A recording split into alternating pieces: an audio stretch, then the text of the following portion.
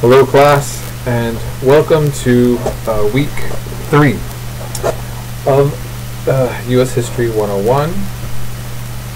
And we obviously covered quite thoroughly the topic of Bacon's Rebellion, which, as many of you are aware, this is probably the first time for you.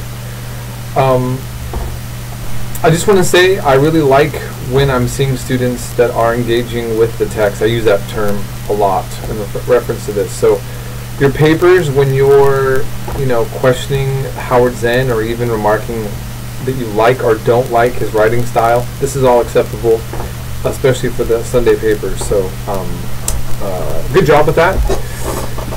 I don't know if that many people watched. It doesn't look like a lot of my students watched my lecture, well, my announcement lecture that I did referring to the issue with DACA students. So I just want to reiterate that those of us that are working in education here, we want to be supportive of our students who are feeling vulnerable right now. And if any of you are feeling this because of the fact that you were not born here but have been raised here and now are under any kind of duress or worries or concerns, I just want you to know this is a safe place with me. Contact me, or I posted on an announcement some phone numbers and contacts for you to be able to get a hold of. Okay. It's kind of wild times too now, as I stated in my week's announcement. These natural disasters everywhere. What's going on in Florida? I mean, goodness. These fires up here by my house in Portland, Oregon, and fires in Los Angeles. Anyways, mind-boggling. Now, so here we are covering the build-up to the revolution. We're kind of easing ourselves into now. And we start off with, also linking the ties between Britain and the colonies. I forgot to mention before, and I want to mention again, I recorded these videos, and every once in a while I try to re-record some videos, but I did put information in there that was related to the time. So this is when the elections were happening in the United States, before Trump was elected, and so sometimes you'll notice me saying things that clearly show that I recorded this video like at a different time. But I just want to say something as I go onto the topic, as we get to the end, we're building up to the revolution. And really this is something that I think, when we're talking about Bacon's Rebellion, we're going to talk about the Civil War. I like to constantly revisit a question because it's so relevant to our debates currently about politics. Canada, our neighbor to the north, stayed with the British Empire until they actually gradually became, for the most part, independent without violence. And they ended slavery by voting.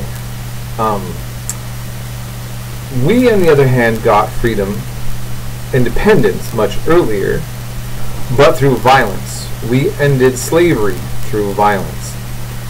And I guess what I wanted to bring this up is that, we look now what's happening, like right now, like what happened in Charlottesville, and there's this whole question about, is it okay that, these anarchist groups or other people who are punching Nazis, is that acceptable? And here's just what I want to point out. I really think that we Americans are really confused about what we think the role of violence should be in politics. And part of that is because we celebrate, like, our heroes, and many of our events that lead to our independence and the end of slavery, and all of this has to do with a lot of times not just violence, but in the case of independence, where we were acting illegally. Again, so I'm not trying to advocate any particular thing. I'm trying to point out that we're not consistent. When you have a government that starts on a revolution, what you're saying is if the state doesn't do good things, that you can justify attacking the state.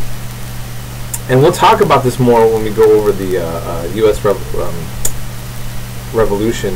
You know, this question of the implications of this.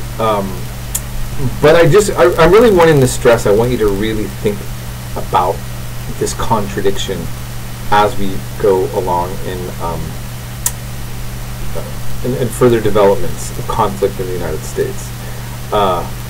My sister, one time I posted something on Facebook that she thought that I was advocating for violence, and she really misunderstood me. And again, I was just trying to point out to her, I said, no, I think that we as an American culture don't know where being a law-abiding citizen fits in, and where, you know, when we think that it's okay to, you know, the law is no longer considered valid to us, and that morally we can go above the law and smash a window or something else.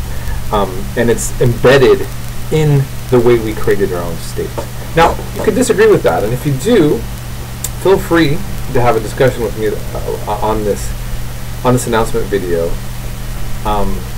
You know, about that. So again, I'm just posing the question about the message that's being sent to us as Americans through our own history and the way that we talk about it. So, okay, that's it. You had enough of me. You got many videos to watch and readings to do.